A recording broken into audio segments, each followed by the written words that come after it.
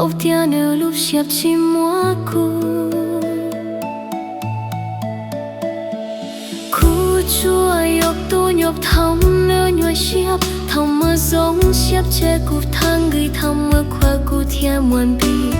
Bao tia thuộc châu nô chi yộc cụ Bao tia nhóm chịp chua yộc mọc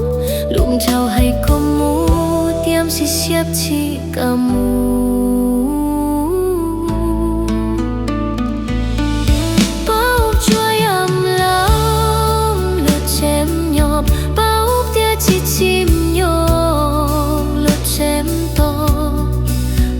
chỉ yộc tu nơi say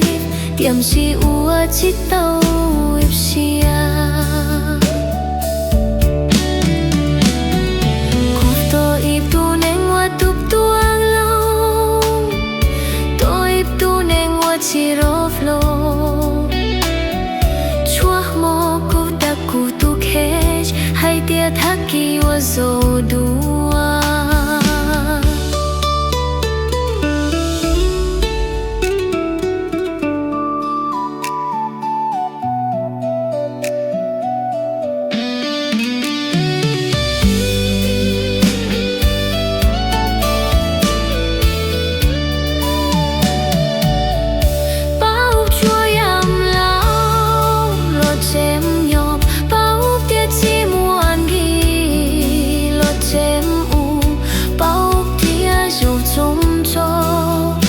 tiệm si cũ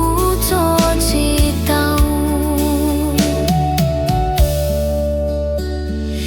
yo ít nụ của mù tao nếu chỉ học phim của tu xia